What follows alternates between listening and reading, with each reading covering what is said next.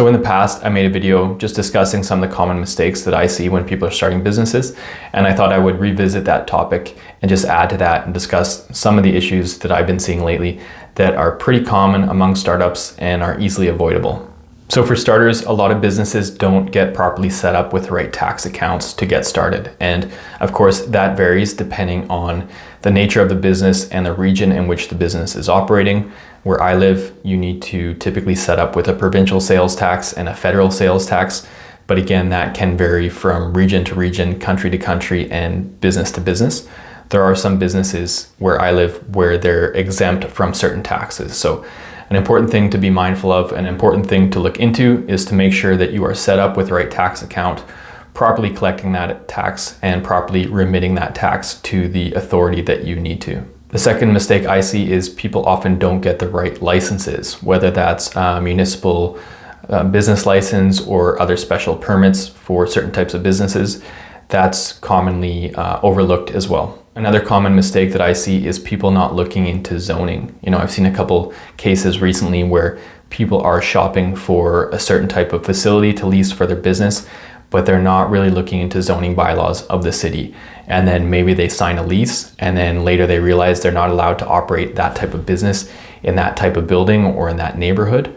Or, they're shopping in an area and they haven't signed a lease yet, but they're kind of wasting their time and the realtor's time by looking at facilities that are not going to get approved for the type of business that they're going to run. So that's very important. Of course, you don't want to end up signing like a 5-year lease for a commercial space later to find out you're not allowed to use the building for that type of business. Another important mistake that I see is that people don't set up a ownership agreement. If it's a partnership or a corporation, they're not formalizing anything with the other owners of the business. And I think this is really useful just to protect multiple owners or both owners, in the events that there are some types of conflict or miscommunication. Just really good to have that type of stuff documented. Another issue that I see is businesses or business owners not setting up business bank accounts.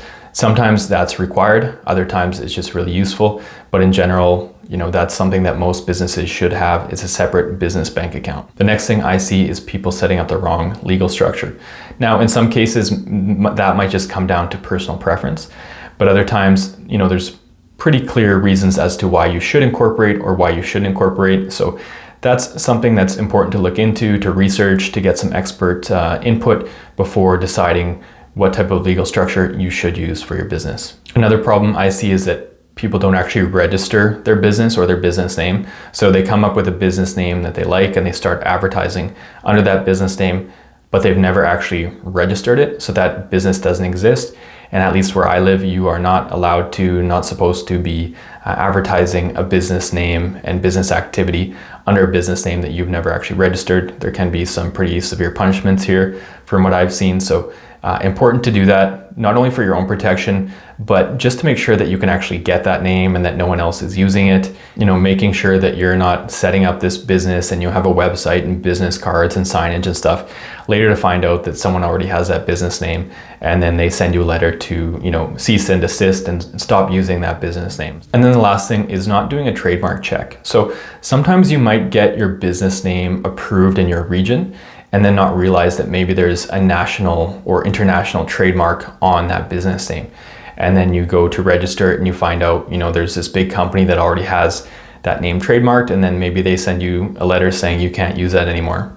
So it's one thing to get permission to use that business name in your region, but that might not be good enough. And I've seen a couple of cases of this recently where someone came up with a business name, but there was already a trademark on it in Canada. So they either had to change the business name or, maybe take their chances and hope that that business that has a trademark doesn't mind that they are operating a business under their trademark. They would have the option to try and get that new business to not use that name anymore. So it can create issues, and it's important to look into that before formalizing your business name and registering it or incorporating it. So hopefully that was helpful. If you liked the video, you can click like and check out the other videos on my channel. And if you have any questions related to business startup or business management, you can just leave those in the comment section and I will either answer them there or make a new video on them.